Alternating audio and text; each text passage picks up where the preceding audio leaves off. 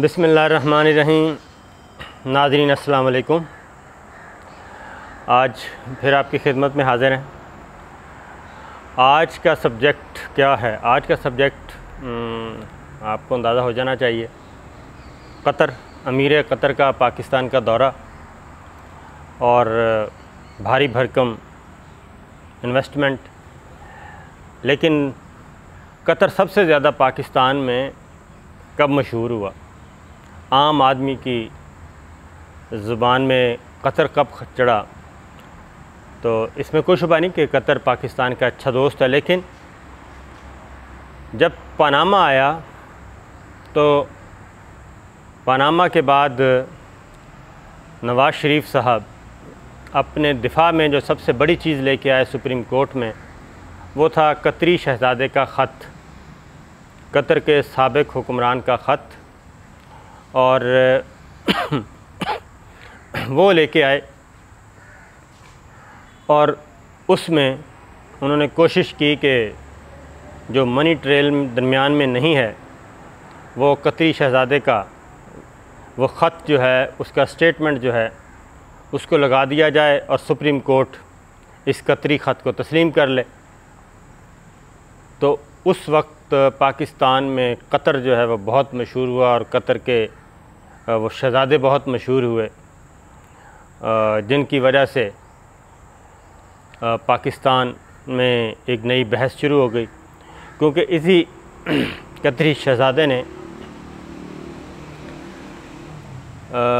जब पहले नवाज़ शरीफ साहब फंसे थे और एक हेलीकॉप्टर का केस बना था कि हेलीकॉप्टर कहाँ से आया, तो वो भी इसी कतरी शहज़ादे ने लेटर दिया था कि ये मैंने गिफ्ट किया। तो वो खैर बात उस वक्त ख़त्म हो गई। लेकिन अब की बार जो है वो सुप्रीम कोर्ट, ज़ाहिर है सिचुएशन मुख्तलिफ थी, बहुत कोशिश की गई, लेकिन मामला आगे चलता गया। वो कतरी शहज़ादा स्टेटमेंट के लिए GIT के सामने पेश नहीं हुआ और बिल आखिर शरीफ फैमिली ने भी उस ख़त को बतौर एक आर्गूमेंट के या बतौर एक एविडेंस के इतना ज़ोर नहीं दिया और वो वापस हो गया और शरीफ फैमिली को सज़ाएं हो गई। तो अभी भी जब प्राइम मिनिस्टर इमरान ख़ान, अब ये है कि ये भी बताऊंगा कि मैं मरियम बीबी ने क्या वजह है कि जिस दिन अमीर कतर ने पाकिस्तान का विज़िट करना था, आना था, उसी दिन ही मरियम बीबी ने प्रेस कॉन्फ्रेंस की।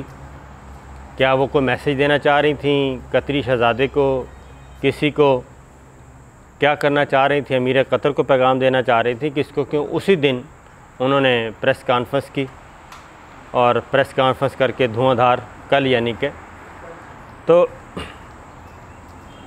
फिर ये था, लोग ये भी बात कर रहे थे कि क्योंकि एक हो जाता है ना सिलसिला शुरू, MBS क्राउन प्रिंस सऊदी अरब के आए तो तब भी जो शरीफ फैमिली के तरफदार हैं या उनके लिए सॉफ्ट कार्नर रखते हैं, तो उन्होंने भी उस वक्त भी ये कहा कि जनाब नवाज़ शरीफ साहब से के बारे में बात होगी, उसके लिए नरमी इख्तियार करने का कहा जाएगा, कोई NRO की बात होगी, जो सऊदी अरब इन्वेस्टमेंट करेगा वो मशरूत होगी नवाज़ शरीफ साहब के लिए कोई NRO की। तो वो अफ़वाहें भी ख़त्म हो गई। फिर UAE के जब आए,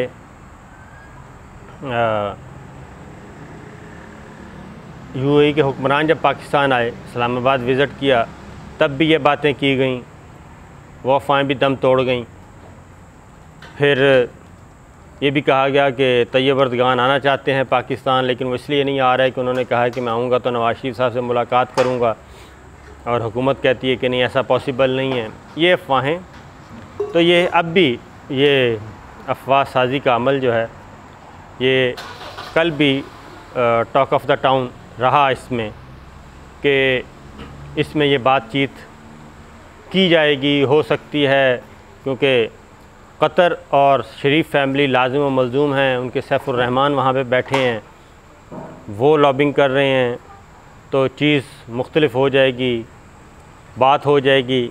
ये चीज़ फिर कल मरियम बीबी की प्रेस कॉन्फ्रेंस को भी कुछ लोगों ने जोड़ने की कोशिश की। देखें, ये अमीर कतर को पैगाम है कि हमारे साथ जुल्म सितम हो रहा है, हमारे लिए कोई आवाज़ उठाएं, हमें भूल ना जाएं, इस तरह की बातें थी।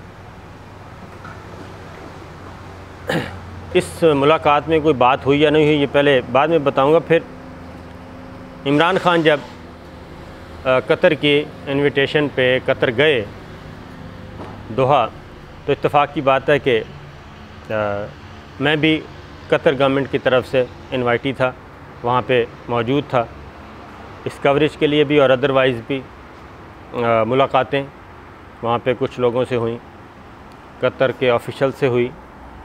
तो वहाँ पे भी जब कतर के प्राइम मिनिस्टर डिनर दे रहे थे, तो डिनर में इमरान खान साहब ने ये कहा, कतरी प्राइम मिनिस्टर से पूछा, बल्कि आपको पता है कि पाकिस्तान में कतर की सबसे ज़्यादा चीज़ क्या मशहूर है? तो प्राइम मिनिस्टर कतर ने बड़े तजस्सुस से पूछा कि बताएं क्या है? तो इमरान खान ने कहा कि कतरी ख़त। तो उस पे वज़ीर ख़ारिजा शाह महमूद कुरैशी और दीगर जो हैं वो थोड़े से क्या कहना चाहिए, सटपटा गए कि ये खान साहब क्या कर रहे हैं इस तरह के मौक़ों पे। लेकिन वो कहका बुलंद हुआ और बात ख़त्म हो गई। उस विज़िट में भी कतर ऑफिशल्स की तरफ से, कतरी गवर्नमेंट की तरफ से, कतर के हुक्मरानों की तरफ से शरीफ फैमिली का कोई तस्करा तक नहीं हुआ था, और बल्कि उसमें उन्होंने वेलकम किया और पाकिस्तान में भारी भरकम इन्वेस्टमेंट की बात की। और ये उस वक्त तय हो गया था, तकरीबन 5 महीने पहले की बात कर रहा हूँ। उस वक्त ये तय हो गया था कि कतर जो है वो ज़राअत में, एनर्जी में और इंफ्रास्ट्रक्चर में, इन शोबों में वो इन्वेस्टमेंट करेगा। और ये उस वक्त, और बाकी चीज़ें ज़ाहिर है चलती रहती हैं। कुछ पावर प्रोजेक्ट्स लेना भी चाह रहा है, कुछ लगाना चाह रहा है कतर। फिर राइस पे बैन था, उस पे बात चल रही है इस तरीके से।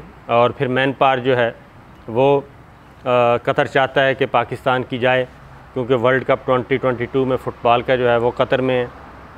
और फिर ख़ास तौर पे जब कतर के अरब कंट्रीज़ के साथ ताल्लुकात कशीदा हो गए, बल्कि मुनक़ते हो गए, कुट्टी होगी मुकम्मल तौर पे, बाइकआउट कर दिया सऊदी अरब, यूएई, कुवैत, इन सब ने अपनी एयर स्पेस बंद कर दी, कतर एयरवेज़ पे बैन कर दिया। तो उस वक्त पाकिस्तान वो मुल्क था जिसने कतर की ग़िज़ाई ज़रूरियात भरपूर तरीके से पूरी की और हमदर्दी की बुनियाद पे की, और पाकिस्तान के लिए अपनी एयर स्पेस भी बंद नहीं की, बल्कि अपनी स्पेस, अपने स्टेशंस दिए कि आप अवेल करें। तो वो एक रिलीफ़ था कतर को। तो वो चीज़ बैकग्राउंड में चल रही थी। फिर पाकिस्तान ने यह भी डिसाइड किया कि सऊदी अरब के साथ जो रिलेशंस हैं वो बायलैटरल रहेंगे, जो यूएई के साथ हैं वो भी दो तरफ़ा रहेंगे, कुवैत के साथ भी दो तरफ़ा, ईरान के साथ भी दो तरफ़ा, इनको आपस में गिटमिट नहीं किया जाएगा। और हर मुल्क के साथ इंडिपेंडेंटली अपने ताल्लुकात रखे जाएंगे, और किसी को किसी पर उस तरह से फ़ौक़ियत नहीं दी जाएगी, या किसी को किसी की वजह से डिस्ग्रेस नहीं किया जाएगा। ये एक चल रही है कामयाब पॉलिसी। इसी वजह से सऊदी अरब भी इन्वेस्टमेंट कर रहा है। 21 अरब डॉलर के एग्रीमेंट करके गए थे, MOU साइन किए थे, और 10 अरब डॉलर, 11 अरब डॉलर का डेफर पेमेंट पे ऑयल पाकिस्तान को दे रहा है। यूएई इसी तरीके से उसने भी बेल आउट पैकेज दिया पाकिस्तान की इकॉनमी को सहारा देने के लिए। कुवैत के साथ भी यही बात चल रही है। अब कुवैत के अमीर आए हैं, वो 22 अरब डॉलर के लेके आए हैं MOUs और इन्वेस्टमेंट और एग्रीमेंट्स, मुआहदे। तो ये उस वक्त से ये चल रहा है, और आज वो मैच्योर हुई हैं चीज़ें। और आज भी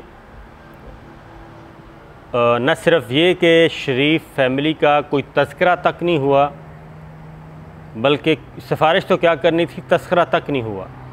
और ये फ़र्स्ट टाइम ऐसा हो रहा है। पहले होते थे ताल्लुकात फैमिली के साथ, ये था। शरीफ फैमिली का मसला ये था कि शरीफ फैमिली ने अपने जो ताल्लुकात हैं वो ज़ाती और ख़ानदानी सतह पे रखे हुए थे। उसका पाकिस्तान को फ़ायदा बहुत कम हो रहा था। अपने बिज़नेस को वो फ़ौक़ियत दे रहे थे, बिज़नेस उनका फैल रहा था। कतर में भी उनकी इन्वेस्टमेंट है शरीफ फैमिली की, सैफुर रहमान साहब उनके बैठे हैं। यूएई में भी उनकी इन्वेस्टमेंट है, सऊदी अरब में भी उनकी इन्वेस्टमेंट है, यूके में है, यूएसए में है, लेकिन इंडिया में है, लेकिन पाकिस्तान को उसका फ़ायदा बतौर कंट्री नहीं हो रहा था। तो ये पहला है कि ये क्रेडिट यकीनन इमरान ख़ान को जाएगा कि वो जो भी बात करते हैं वो पाकिस्तान के लिए करते हैं, हमारे लिए मांगते हैं, पाकिस्तान के लिए मांगते हैं, और वो अपने कारोबार को वो कहीं भी बढ़ावा नहीं दे रहे, क्योंकि वो उस तरह का बिज़नेसमैन हैं भी नहीं और वो पाकिस्तान के लिए कर रहे हैं। तो इसलिए ये विज़िट जो है न सिर्फ इंतहाई कामयाब था बल्कि सरमायाकारी के हवाले से भी A1 था। और इसमें तवाज़ुन भी आप देख रहे हैं कि सऊदी अरब के साथ भी, ईरान के साथ भी, यूएई के साथ भी, कतर के साथ भी, तुर्की के साथ भी, सब के साथ हम पैरेलल एक क्या कहना चाहिए एंगेजमेंट्स हैं हमारी।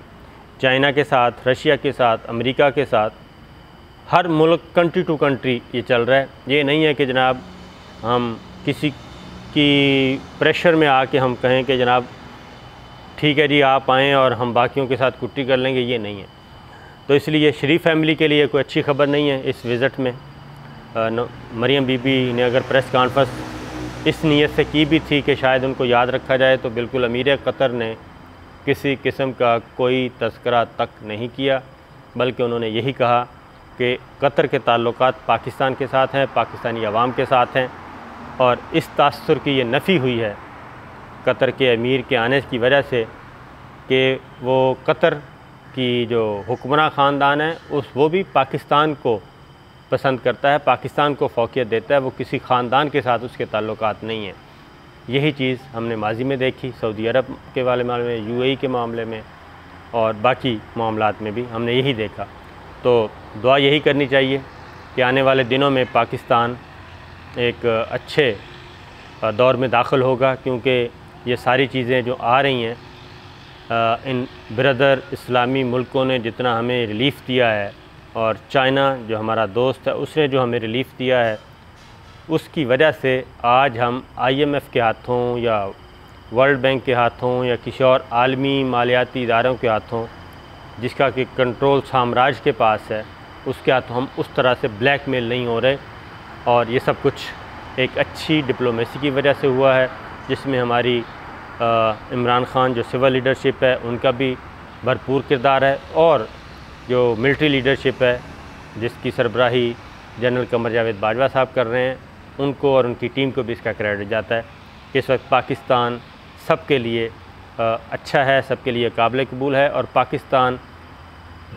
पाकिस्तान को भी सब कबूल हैं बायलैटरल लेवल पे।